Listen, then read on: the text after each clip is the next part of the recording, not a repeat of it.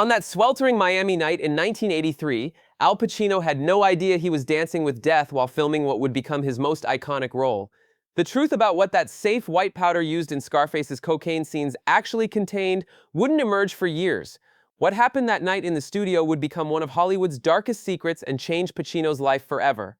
If you're fascinated by the untold stories behind Hollywood's greatest films, make sure to subscribe and hit that notification bell. You won't want to miss what we uncover next. August 15, 1983. The basement of Miami Beach's Mutiny Hotel had been transformed into something resembling a fever dream.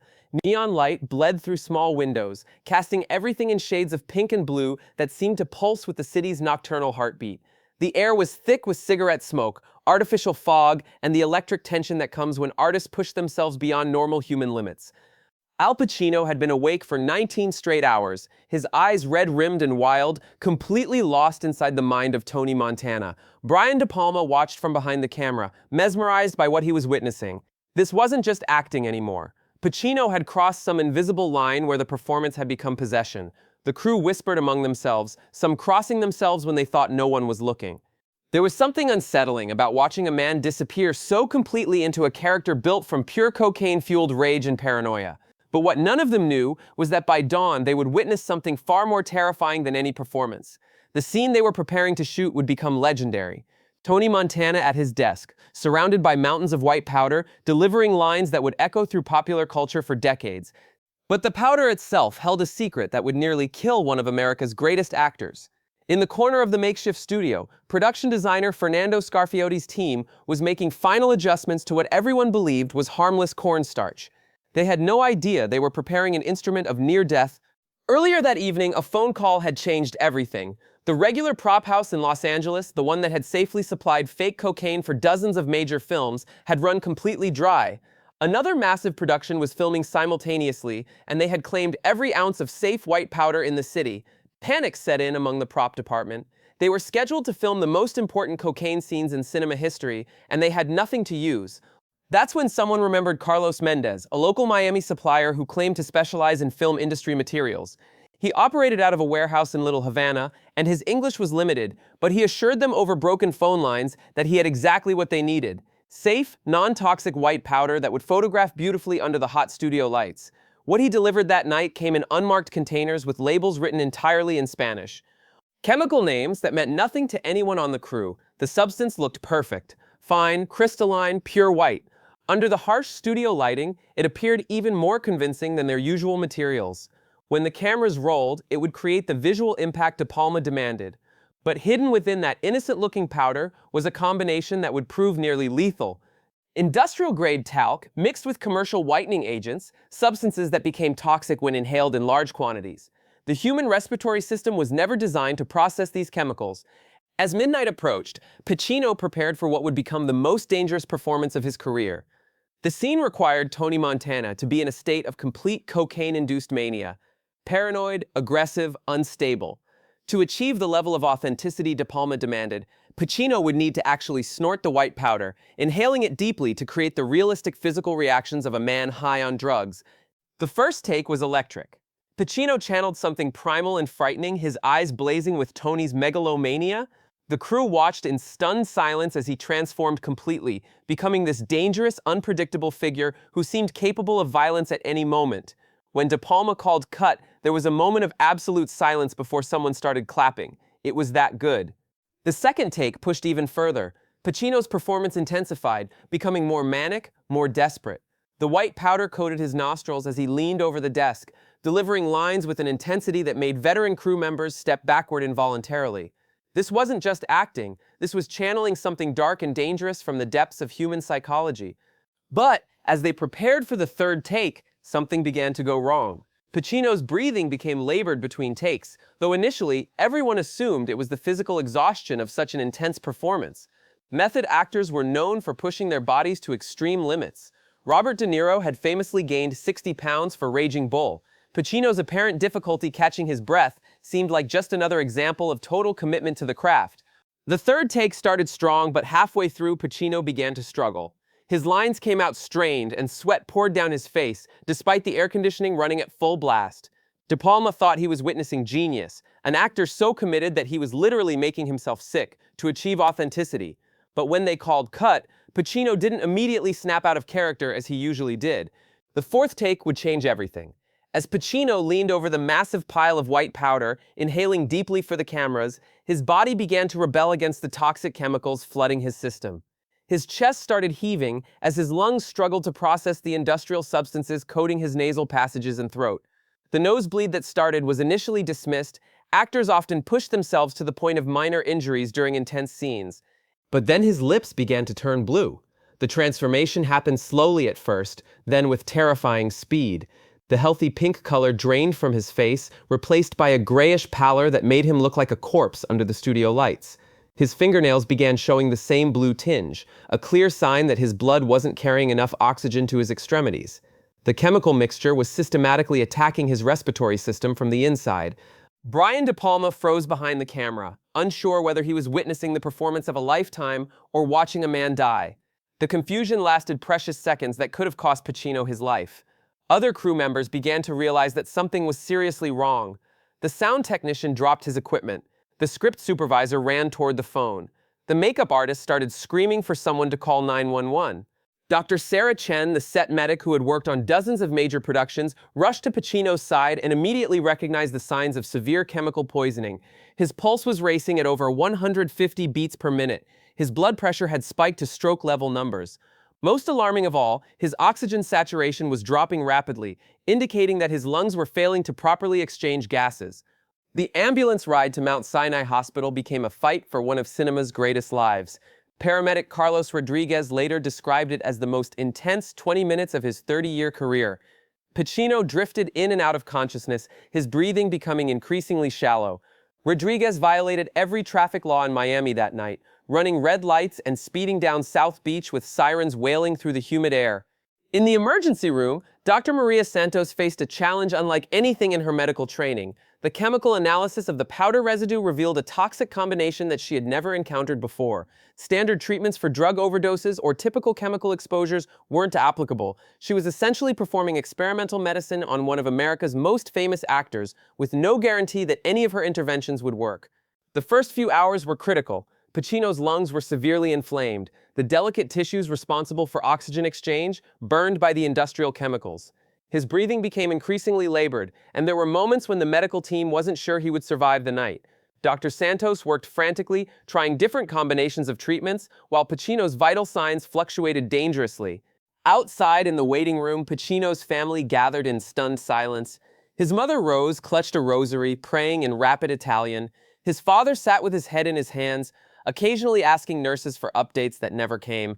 The entire Scarface production had ground to a halt, with cast and crew members calling throughout the night for any news about their colleagues' condition.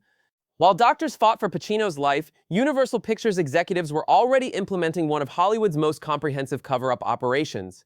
Studio head Frank Price received the call at 3 in the morning and immediately activated crisis management protocols that would make government-classified operations seem transparent by comparison. Within hours, every person who had been on the Scarface set that night received visits from studio lawyers bearing confidentiality agreements backed by career-destroying financial penalties. The official story released to the media was carefully crafted. Al Pacino had been hospitalized due to exhaustion and dehydration caused by the intense demands of filming in Miami's humid climate. The story was believable, method actors were known for pushing themselves to physical extremes, and Miami in August was notoriously brutal for film productions. Medical privacy laws prevented reporters from accessing hospital records, and the few details that leaked supported the exhaustion narrative. But the truth was far more sinister. Hospital records that might have revealed the nature of Pacino's chemical poisoning mysteriously disappeared from standard files. The Miami police incident report was heavily redacted, with most details blacked out under the reasoning of protecting a celebrity's medical privacy. Even the ambulance crew was contacted by studio representatives and asked to sign additional agreements limiting what they could discuss about the transport. Emergency room nurse Patricia Williams later revealed in a 2008 interview that she had never seen anything like Pacino's condition. His lungs showed signs of severe chemical burns, and his respiratory system had been systematically attacked by substances that had no business being anywhere near a human being. The medical team was essentially improvising treatments, hoping that their interventions would work without any historical precedent to guide them. When Pacino finally returned to complete filming 3 weeks later, something fundamental had changed. The near-death experience had altered him at the deepest levels, and this transformation became inseparable from his portrayal of Tony Montana. The paranoia, the fear of death, the desperate clinging to power, these weren't just acting choices anymore. They came from a place of genuine understanding of mortality. The famous final scene, where Tony Montana makes his last stand against overwhelming odds, was informed by Pacino's own recent encounter with death. When Tony screams his defiance at his enemies, there's an authenticity that perhaps could never have been achieved through technique alone. Pacino had literally fought for his life just weeks before, and that experience bled into every frame of the character's final moments. Brian De Palma later said that Pacino's post-recovery performance had a quality of desperation and intensity that elevated the entire film. The actor seemed to approach every scene with the awareness that it could be his last, giving each moment a weight and significance that resonated with audiences on a subconscious level. The legendary "Say Hello to My Little Friend" sequence was filmed with an actor who had genuinely stared down death. Sound technician Robert Chen, who witnessed both the near-fatal incident and Pacino's return, described the change as profound and unsettling.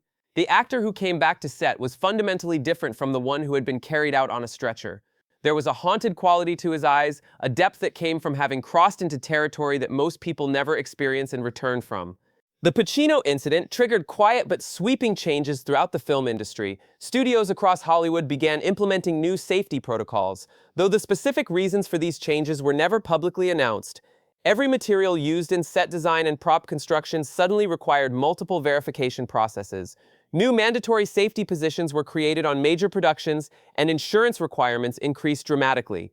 Set safety coordinator David Martinez later revealed that everyone in the industry knew why these changes were happening, even though it was never officially stated. The unspoken understanding was that they had come dangerously close to losing one of cinema's greatest talents to a completely preventable accident. The guilty knowledge that Al Pacino had nearly died on a film set drove an industry-wide commitment to ensuring that such an incident could never happen again. Prop houses across the country began implementing new labeling and verification systems. Chemical suppliers serving the film industry faced increased scrutiny and regulation. The casual attitude towards set safety that had characterized Hollywood for decades was quietly replaced by a culture of careful risk assessment and multiple backup protocols. Years later, as crew members reached retirement and felt free to speak about that night, a clearer picture emerged of just how close the industry had come to tragedy. Cinematographer John Alonzo revealed in a 1998 interview that his cameras had captured Pacino's collapse, but those frames were immediately confiscated and destroyed by studio executives. The footage would have shown one of America's greatest actors literally fighting for his life. Makeup artist Tom Savini provided graphic details about watching the color drain from Pacino's face in real time. First paleness, then a grayish tinge, then the terrifying blue that indicated his blood wasn't carrying enough oxygen. Savini estimated that if the ambulance had arrived even 2 minutes later, they would have been dealing with a fatality rather than a medical emergency. Script supervisor Jenny Morrison kept detailed notes about the timeline of that night, documents that later proved crucial in understanding exactly what had gone wrong. Her records showed that Pacino had been exposed to the toxic powder for nearly an hour before the serious symptoms began, indicating that the chemical damage had been building slowly in his system before reaching the crisis point. These testimonies, emerging decades after the fact, painted a picture of an incident far more serious than the exhaustion story that had been fed to the public. The people who were there understood that they had witnessed something that could have changed film history forever.